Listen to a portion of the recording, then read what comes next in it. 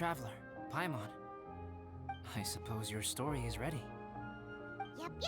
How about you? Do you need some more time? No need. I am also ready to tell my story. Paimon calls dibs! Paimon first! Please, go ahead. Okay, here goes. Once upon a time, there was an evil researcher who went into the mountains and did a crazy experiment on whopper flowers to transform their appearance. After a lot of pain and suffering, the whopper flowers finally took on a human form. Then they stood by the side of the mountain to wait for unsuspecting bypassers. To whoever spoke to them, they would ask some questions such as, "Who am I? Who are you?" If the bypasser got the wrong answer, the last sound they'd make would be a yelp before the whopper flower ate them alive in one bite. Ooh, truly frightening. What the? You two aren't scared at all!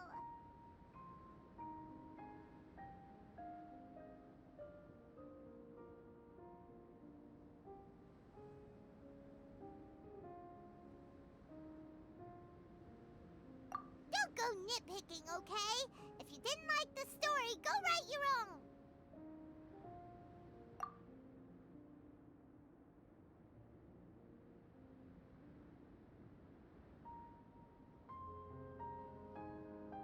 In other words, the whopper flowers would ambush and then completely replace their victims. And then what? Go back to where the person lives? Enter their home? Eat their whole family? Paimon made up this story, but now Paimon's the one who's scared by it. It's a good story. Oh, may I write it down? I may bring it up in future conversations. What for? Just to scare people with? Yes. You've got a real mean streak, Albedo. Mine is a little longer than yours. It starts with an alchemist. A great alchemist once created Subject 1. Subject 1 was her proudest achievement, and successfully blended into human society.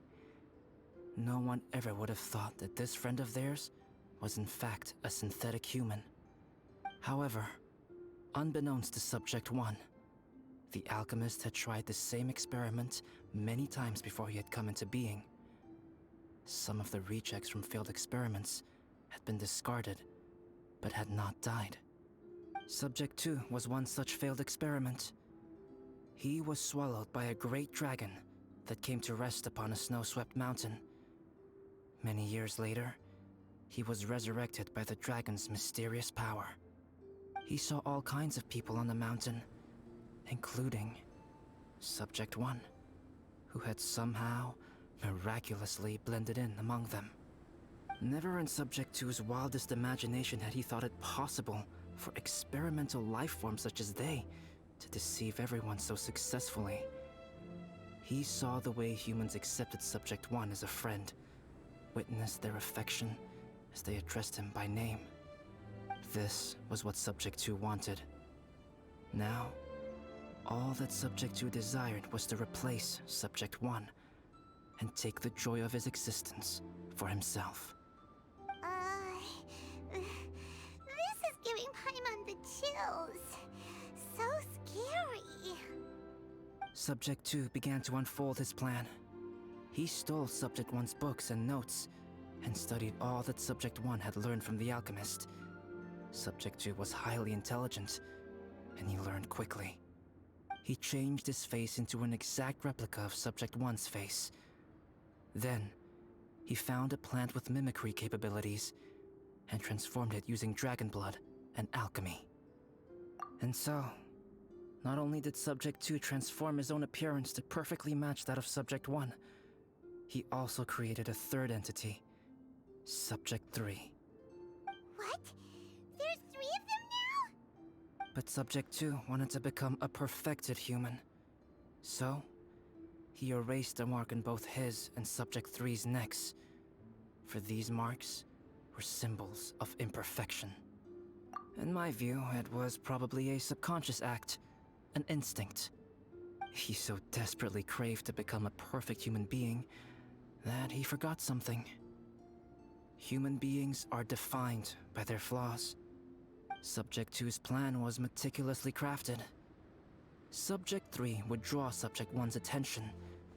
After Subject 1 disposed of Subject 3, he would assume the threat had now disappeared and would let his guard down. The next moment that Subject 1 was alone, Subject 2 would make his move. He would eliminate Subject 1 and become the only one remaining.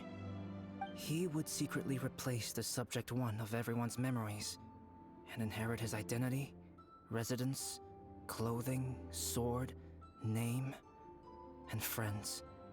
People would have no idea that the individual they knew had become somebody else from one day to the next. This is way too scary. Paimon's never gonna be able to trust anyone again. But just before Subject 2 could carry out his plan, a unique stranger entered the mix. Subject 2 tried to make contact with this person, but found that they could somehow sense he was different from Subject 1. What's wrong? Are you scared? What happened then? What happened to the stranger? He became a new stage in Subject 2's plan. One more person that Subject 2 had to dispose of. It's as if there were 3 identical roses in a garden. Only one of the 3 was a fine specimen, while the other 2 were defective specimens that bore poisonous thorns. In all the world, only the gardener who tended to them could tell which was the good specimen. People do not like poisonous plants. Only a perfect rose can fetch a high price. If the inferior specimens wanted to conceal the fact of their worthlessness, they would have to take the gardener out of the picture, using their poisonous thorns. This is exactly what Subject 2 was thinking. So, he hid in the shadows and waited patiently. Maybe soon, he would get his chance to become truly human.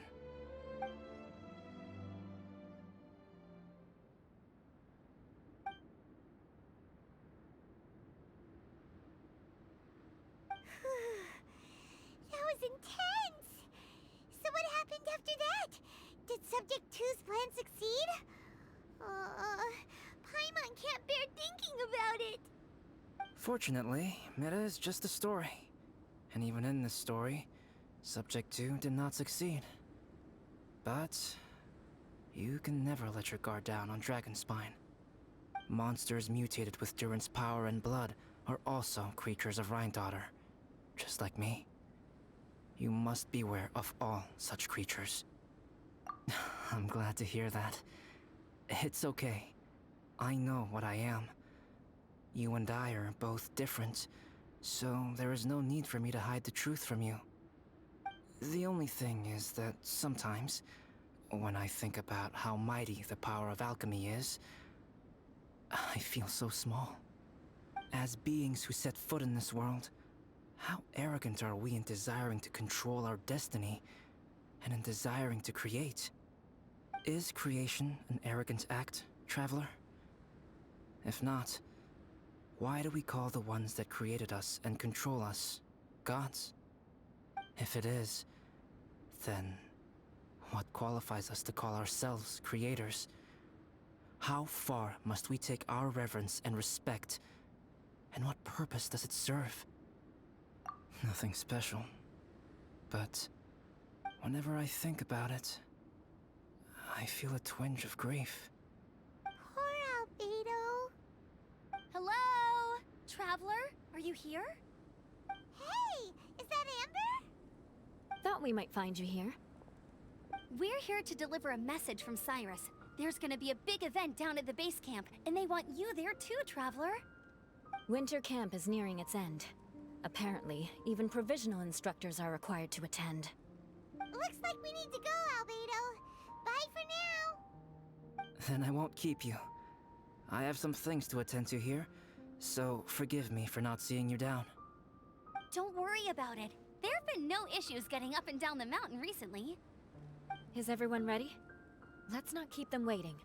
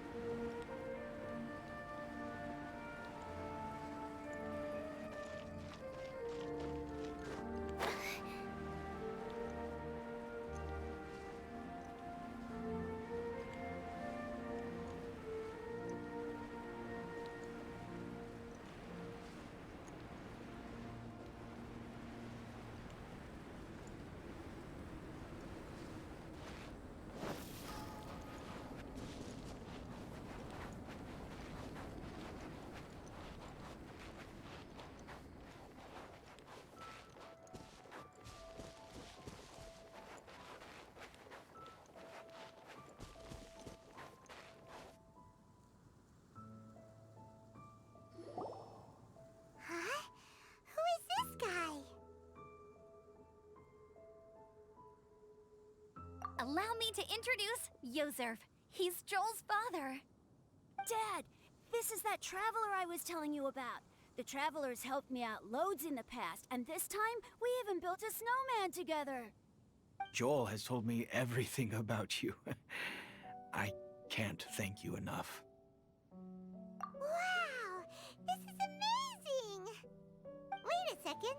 Why is Cyrus discreetly wiping tears away? And what is Pallid doing here? Pallid is the hero of the hour this time. Go on, Pallid. Tell us what happened in your own words. Okay. The weather was fine on that fateful day, and I had a feeling that Lady Luck was smiling down on me. So I trusted my gut and set off to explore somewhere new, somewhere dangerous. Because where there is great danger, there is also great treasure. Why does this sound so hard to believe? But I had only been away from the group for a short while when I fell down a slope and just started rolling. Uh-oh. Did my bad luck rub off on him when we ran into each other on the mountain? The place I fell to was somewhere I didn't recognize, and I'd sustained a few injuries. I remember thinking to myself, this is the worst luck I've ever had in my whole life. Then I met Yozerv. He'd heard the sound of me falling and came out to see what was going on. Huh? Wow! So it was completely by chance then! I thought he must have been someone from the Adventurers Guild here for the event, but after a few words of conversation, it was clear that he was having memory problems. He didn't even know his own name.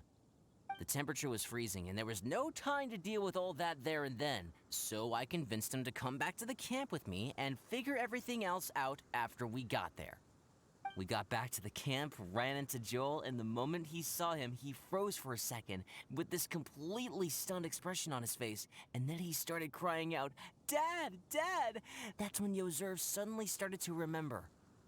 My memory has still not fully recovered, but Joel and his mother, they are the only ones that I will not, no, that I cannot forget. Daddy. Daddy's right here, Joel. Daddy's right here. Yozerf, don't you remember anything else at all? The poor princess? Feeding the foxes? I'm sorry. I have no recollection. Maybe it's because of the head trauma. I'm not sure. I woke up and found myself covered in blood. My things were gone, and there was nothing to indicate who I was or how I got there. I crawled into a cave and settled in for a slow recovery. After my legs and feet were a little better, my hunting skills were what kept me alive. Dad, I was so worried about you. I'm all right now, Joel. Oh, don't cry. Daddy's not going anywhere. I'm here to stay. Oh, this is good. This is good. You know what, though? I definitely think my luck got worse after running into Benin on that mountain. I knew it. I just... No. I just meant if it weren't for you, there's no way I ever would have run into Yozerv on a mountain this huge.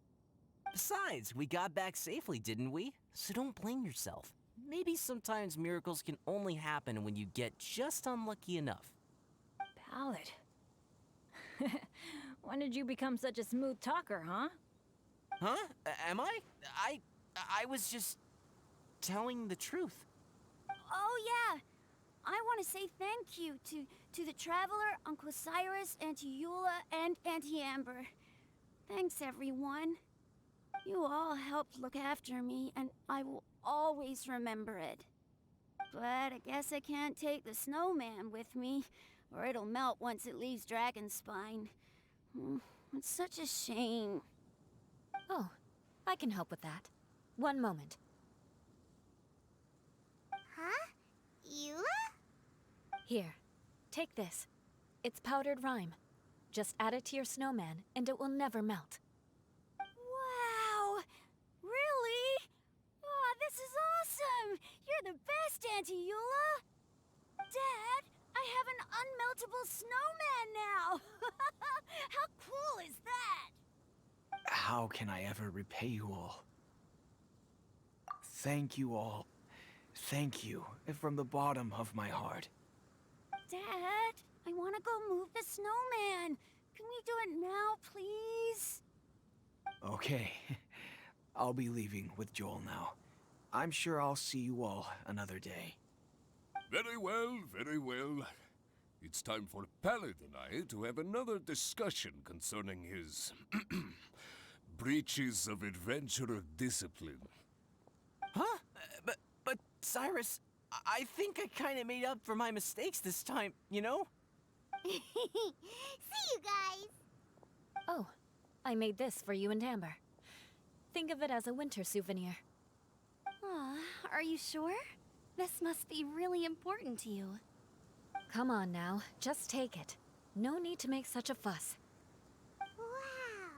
Now our snowman won't melt either! Great! You're welcome. Just keep it. That's all I ask. Amber and I have some business to attend to now. See you later. See you! Everyone's gone. Seems like they've all got their own stuff to do now. Oh! You know what?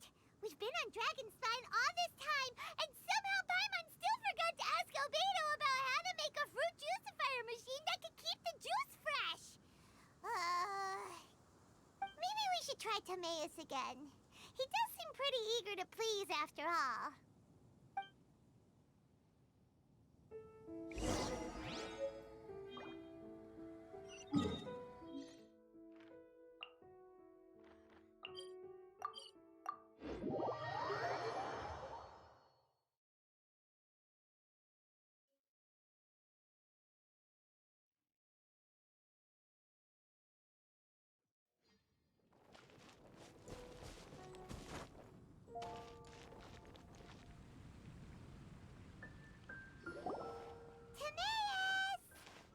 Traveler and Paimon, what can I do for you?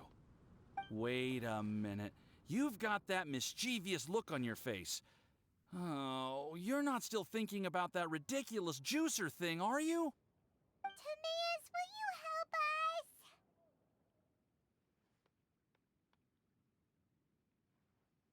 help us? Well, if the Traveler isn't really interested, then, yeah, maybe I'll give this one a pass. It's just the weirdest request ever. No, but Paimon In the time it would take me to research something like that, I could probably pick those Sunsettias again 10 times over. New research project, Timaeus? We meet again. Oh, Albedo, thank goodness. So the situation is, Paimon wants a machine that can turn fruit into juice and keep the juice fresh. I mean, surely it's... Majorly important, that's what it is. If you can manage to invent this, we'll never have to worry about fruit going bad ever again. That's impossible.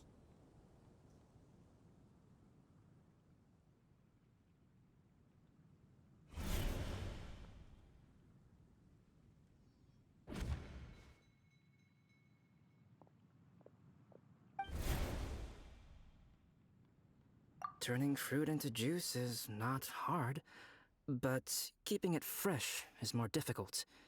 But if you simply want to keep the fruit from rotting, there are many ways to achieve this.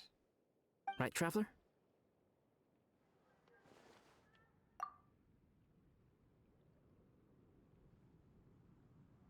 What about his neck? What's wrong? Is there something on my neck? From the look on your face, it's as if you thought I just played a practical joke on you that was in exceedingly poor taste.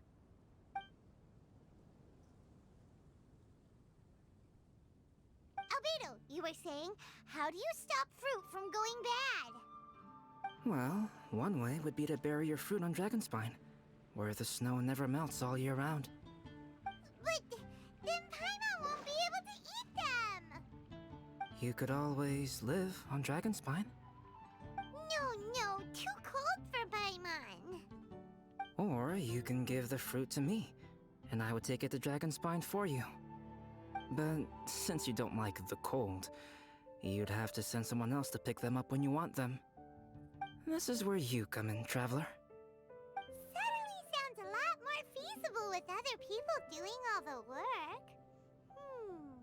Okay then, shall we go with that idea? Fruit buried on Dragonspine will stay fresh for much longer. However, it is also possible that the fruit will sprout and grow into fruit trees. Who knows? Maybe the next time you visit, it will have grown into an orchard. You can water the trees, add fertilizer, and when they finally bear fruit, you will have some fresh Sunsettias. No way! Then Paimon will have to be a gardener! That's not the goal here. Oh? Well, I don't think being a gardener is so bad.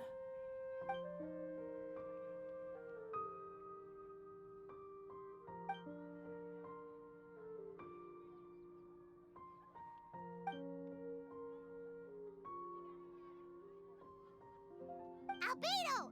Stop trying to get your hands on Paimon's super sweet Sunsettias! It bothers you, does it? Of course it bothers Paimon! They are the rarest, super-duper sweetest Sunsettias ever! And they're not for you! Okay, but they're just Sunsettias. I think you're only so attached to them because you don't have much fruit of this quality in your possession. When someone's pockets are full and their spirit is fulfilled, they don't easily fall prey to this kind of yearning. Huh? Really?